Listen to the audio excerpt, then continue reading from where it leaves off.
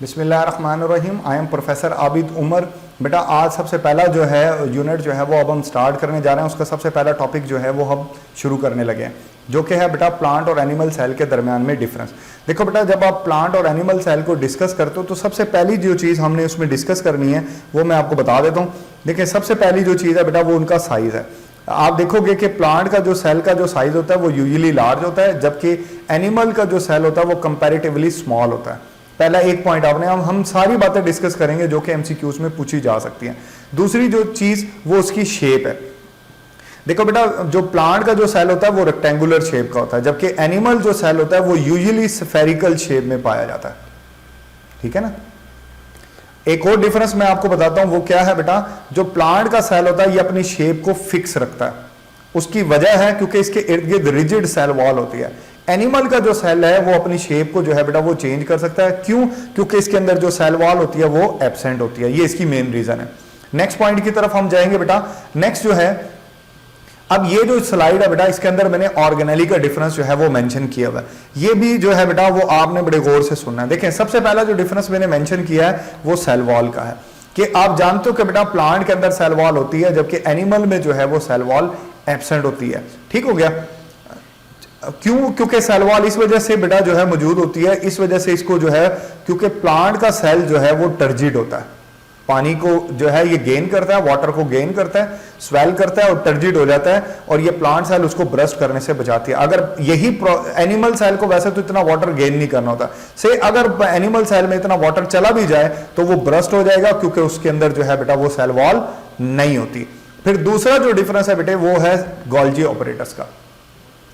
अब Golgi operators का बिल्कुल डिफरेंस है। देखो बेटा, प्लांट और एनिमल सेल दोनों में बेशक गोल्जी ऑपरेटर्स होता है, लेकिन जो एनिमल सेल के जो गोल्जी ऑपरेटर्स होता है वो ज्यादा कॉम्प्लेक्स होता है, ज्यादा वेल डेवलप होता है। उसकी रीजन है कि एनिमल सेल को बहुत सारी सक्रीशन परफॉर्म करनी होती है, जबकि प्लांट का जो सेल होता है उसको इतनी ज्यादा सक्रीशन जो है वो परफॉर्म नहीं करनी होती। क्यों? क्योंकि उसके अंदर बड़े सिलेक्टिव से हार्मोन्स, आप जानते हो कि सिर्फ 5 हार्मोन होते हैं जो कि प्लांट के अंदर पाए जाते हैं, तो बहुत कम सक्रीशन जो है वो इसको परफॉर्म करनी होता है। तो डेट्स व्हाई इसका जो गोल्जी ऑपरेटर्स होता है बेटा वो इंतहाई सिंपल होता है।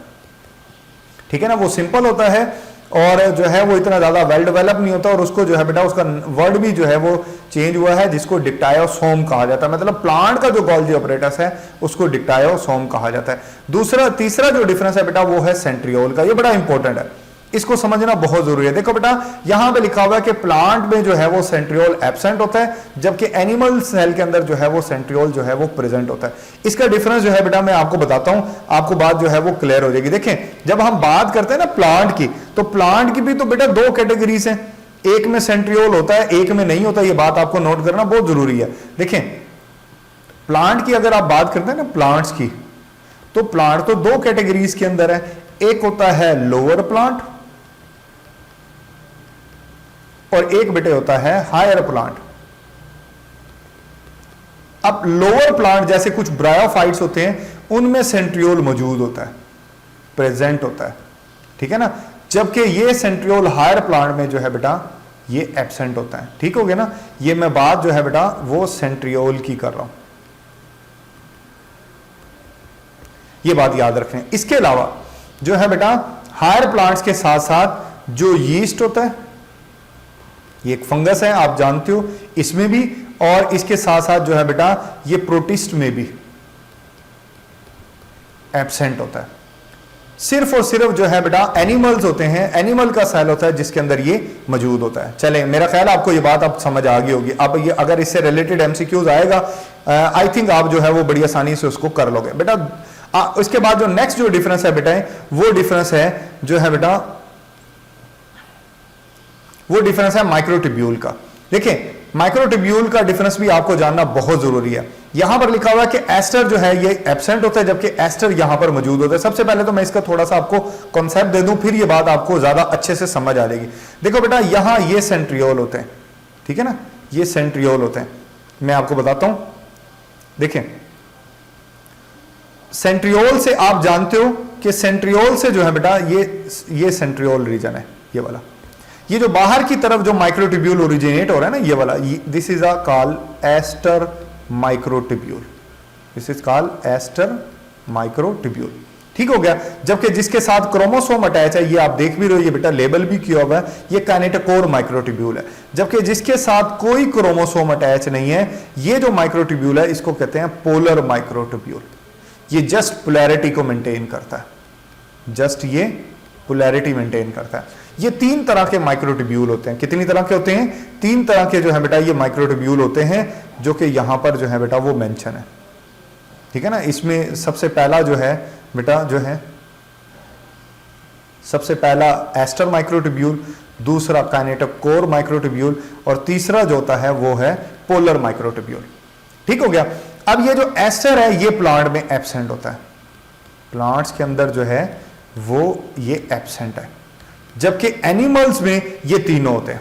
एनिमल में एस्टर भी होता है, काइनेटोकोर भी होता है, पोलर माइक्रोट्यूब्यूल भी होता है। ये आपने बात जो है वो लाजमी जो है वो याद रखनी है। चलें उसके बाद अगले डिफरेंस की तरफ जाते हैं बेटा। नेक्स्ट जो डिफरेंस हमारे पास मौजूद है बेटा वो डिफरेंस है ग्लाइओक्सिसोम का। ग्लाइओक्सिसोम के बारे में बेटा मैं आपको एक बात बता दूं, ग्लाइओक्सिसोम जो है वो fat storing seed producing plants के अंदर होता है। ये शर्त है इसकी कि फैट भी स्टोर करता हो और सीड भी प्रोड्यूस करता हो। मसलन मैं एग्जांपल यहां पर बेटा जो है वो इसकी एक्सप्लेन कर रहा हूं। मसलन जो है बेटा वो आपने सोयाबीन का नाम सुना होगा, उनमें ये मौजूद होती है। इसी तरह जो पी प्लांट है उसमें क्योंकि फैट नहीं होते, हालांकि सीड है, पी के अंदर जो है बेटा ये एब्सेंट होती है। ये हमारी बात बुक में भी मेंशन है, ये बात आपने याद रखनी है। एनिमल सेल के अंदर ग्लाइओक्सिसोम जो है वो सिरे से एब्सेंट होती है। फिर उसके बाद नेक्स्ट जो पार्ट है बेटा वो है पेरोक्सिसोम। पेरोक्सिसोम की बात अगर हम करें तो पेरोक्सिसोम बेटा प्लांट में भी मौजूद है और एनिमल में भी मौजूद है। इसके साथ साथ बेटा ये यीस्ट में भी होती है, ठीक है, और ये जो है ये प्रोटिस्ट के अंदर भी पाई जाती है। ये बात भी आपने याद रखनी है। ठीक हो गया। उसके बाद जो है बेटा नेक्स्ट डिफरेंस की तरफ आ जाते हैं, that will be a plasmodesmata. सबसे पहले तो बेटा प्लाज्मोडेस्माटा होता क्या है, थोड़ा सा आपको इसके बारे में अगर आइडिया हो जाता ना बेटा तो फिर मैं इसके बाद अगली बात आपसे जो है वो कर लेता हूं। देखिए जब हम बात करते हैं बेटा इसकी प्लाज्मोडेस्माटा की, प्लाज्मोडेस्माटा ये आपको दिखाई दे रहा है, ये एक साइटोप्लाज्मिक जंक्शन है, ठीक है ना। इसको लिए मैं थोड़ा सा और आसान कर देता हूं बेटा। ये 2 सेल के प्रोटोप्लाज्म को, ये असल में प्रोटोप्लाज्म टू प्रोटोप्लाज्म एक कनेक्शन होता है। प्रोटोप्लाज्म टू प्रोटोप्लाज्म जो है ये एक कनेक्शन है। एक सेल का प्रोटोप्लाज्म दूसरे सेल के प्रोटोप्लाज्म के साथ इंटरकनेक्टेड होता है। वाटर और कुछ मिनरल जो है ये एक्सचेंज करते हैं। अच्छा, बच्चों में मिसकंफ्यूजन होती है कि वो शायद ये समझते हैं कि ये cell wall to cell wall connection है। बेटा ये ऐसा नहीं है, ये cell wall to cell wall connection नहीं होता।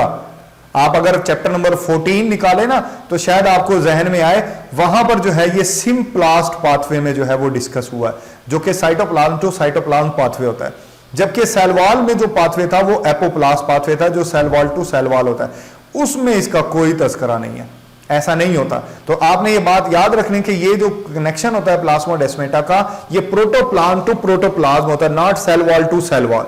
ठीक हो गया।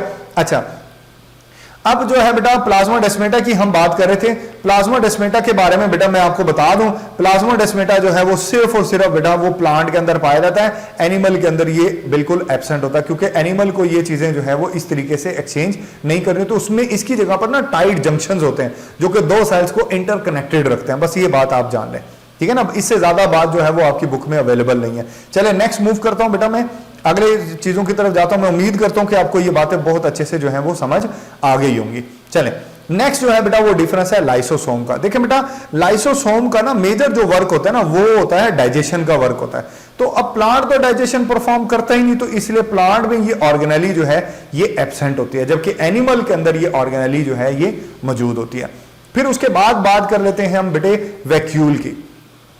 अब ये जो वैक्यूल है ना, वैक्यूल ये यहां पर मेंशन किया हुआ कि ये लार्ज होता है और एनिमल सेल में ये स्मॉल होता है। देखें बेटा ये लार्ज भी होता है और इसके साथ साथ ये सेंटर में भी होता है, इसकी पोजीशन भी याद करनी है।